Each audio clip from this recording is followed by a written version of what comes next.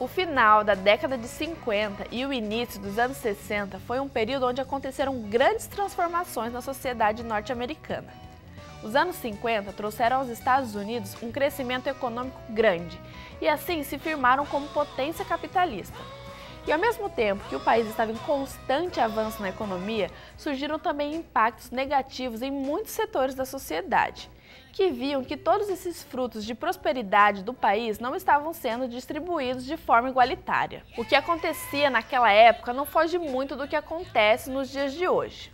Eram os ricos aumentando cada vez mais seu poder e os pobres tendo cada vez mais dificuldade de encontrar uma vida estável. À medida que o mercado norte-americano se fortalecia e crescia, a desigualdade pegava carona atrás. Isso fez com que parte da população começasse a ficar descontente com o sistema que estava vivendo. E foi na década de 60 que muitos jovens se posicionaram contra esses valores impostos sobre a sociedade, como ter um bom carro, um bom emprego, constituir uma família, ser uma pessoa bem-sucedida na vida profissional e pessoal.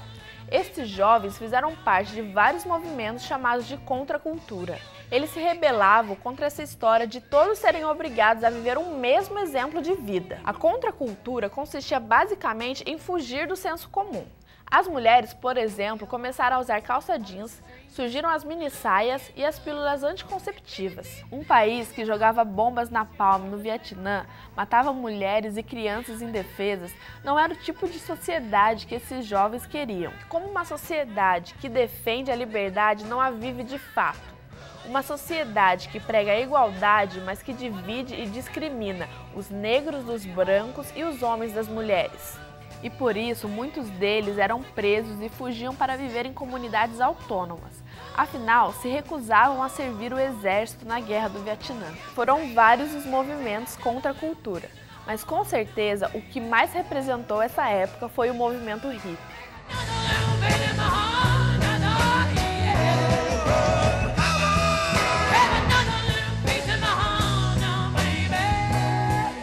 O movimento hippie veio com a disposição de oferecer uma visão completamente diferente à da sociedade capitalista que viviam. Eram na maioria jovens que abandonavam o conforto de suas casas para se entregarem a uma vida regada por música, drogas alucinógenas e a construção de padrões diferentes de comportamento. Ficaram conhecidos também como a geração paz e amor. E há quem tome como verdade que os hippies eram um bando de drogados e que mal sabiam o que aconteceu ao seu redor. Muito pelo contrário, ao longo da década de 60, junto com o movimento negro, os integrantes dessa geração discutiam questões políticas de grande importância e se organizavam para levar às ruas suas opiniões sobre diversos acontecimentos da época. Eles mobilizaram uma quantidade enorme de pessoas, lutavam pela ampliação dos direitos civis e pelo fim das guerras. E como a história sempre se repete, a mesma repressão e influência das autoridades sobre os meios de comunicação que vemos hoje em cima de manifestantes e ativistas acontecia com o movimento hippie. Eles eram taxados como marginais, desordeiros e drogados. A força policial era sempre chamada para conter esses vândalos e para retirá-los dos espaços públicos. Os hippies defendiam também o amor livre. Isso para eles valia tanto para o amor ao próximo como na atividade sexual. Mantinham relações abertas. Muitos deles usavam drogas, principalmente a maconha e o LSD, que na época não era uma droga proibida, o que facilitou muito a vida deles nesse aspecto. Eles achavam que poderiam abrir a mente com o uso delas. Outro importante marco dessa geração foi o Festival Woodstock, um festival musical realizado em uma fazenda no interior de Nova York, onde 500 mil de jovens se reuniam durante 3 dias, convivendo durante todo esse tempo como uma grande comunidade hippie. Lá, eles dormiam, alimentavam uns aos outros e curtiam as bandas que se apresentavam no festival, muitas delas com músicas e letras de protesto e crítica social e contra a Guerra do Vietnã. Os hippies desenvolveram uma forma completamente diferente de se vestir para os padrões da época. Os homens deixavam os cabelos compridos, o que era uma outra forma de desafiar as convenções tradicionais. Usavam roupas coloridas, túnicas, calça boca de sino, óculos estilo vovó, sandálias e vestidos longos. Como uma forma de rejeição ao consumismo, os hippies muitas vezes usavam roupas de segunda mão ou faziam suas próprias roupas.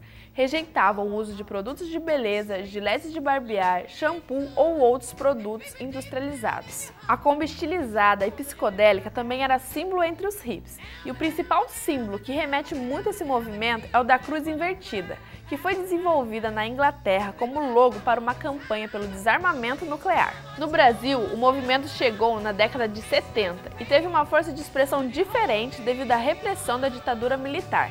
Houve muita perseguição policial. Chamado de tropicalismo, esse movimento cultural revolucionou a música brasileira.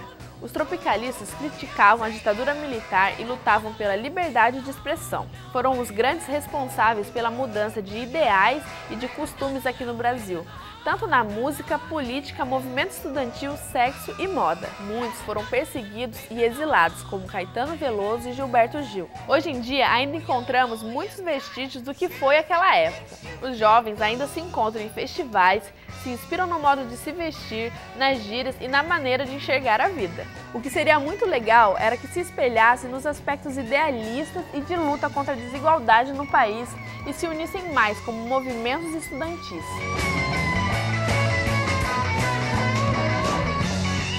Nesses ideais, seria muito bacana a gente sempre voltar à fita. Até a próxima, tchau!